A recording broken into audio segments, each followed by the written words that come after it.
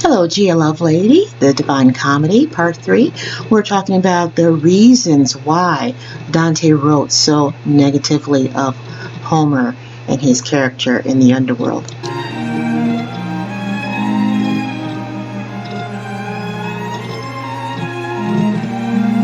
Some beautiful portrayals of art history in relation to Dante's Divine Comedy, very much influenced by his work. Let's go back to an area that I really have to revisit and finish up in Part 3, and that area is going to be about repetition. Repetition is very important because I need to understand or restate my number one reason for this presentation. It is to discuss Dante's use of writing.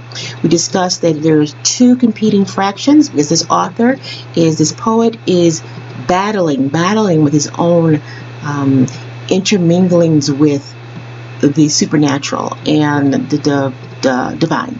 Now, one can adopt, here's what's really important, one can adopt the philosophy that Dante, in relationship with his exile from Florence and his love of Beatrice, produced anger and resentment, which is illustrated in Dante's unacceptance of Homer and other poets, then damning them into the inferno. So let's go down and complete some other areas. It's very important to revisit these areas because we can always make comparisons, charts, slides, tables in trying to understand Dante's Divine Comedy. Here's some great artwork that was influenced by his poetic works. And don't forget, Dante influenced Patriarch, his predecessor, the inventor of the 14-line poem, and which many authors have used that.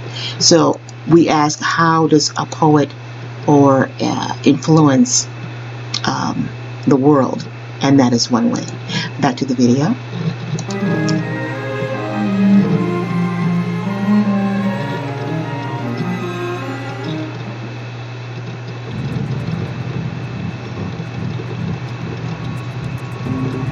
So Dante and Virgil make the descent, of course, into purgatory. They ask the question, is there heaven?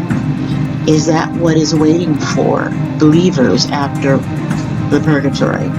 So in my week 7 paper, I addressed the inferno, not the purgatory, but still as a part of the study of Divine Comedy, all those fractions are very important. Dante was responsible for some great poetic quotes, and here they are. There's the gates of hell that Dante really does encapsulate very well in his view of the underworld. Very prolific poet, like no other writer has produced. He rewrites Homer's voyage very well. Here's some more artwork that I feel is very important in my presentation. That's why I'm showing it to you. Okay. And in recapping my presentation, the Inferno, there are some reasons why Dante rewrites the way he does, and he's trying to illustrate to the world a lot about himself.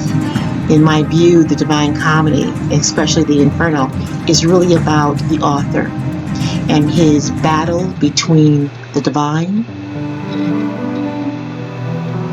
and the supernatural, and how he feels about that based on his entire life of being born in Florence, being exiled, losing Beatrice, is all a part of the Divine Comedy and why it's written the way it is. And he punishes Homer and a lot of poets who he feels does not follow the divine law.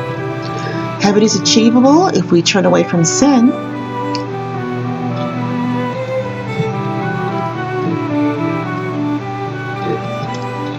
Very much achievable, according to Dante, and a lot of religious doctrine, the Christian faith. This fell at the first widening of dawn, as the sun was climbing Aries with those stars that rode with him to light the new creation.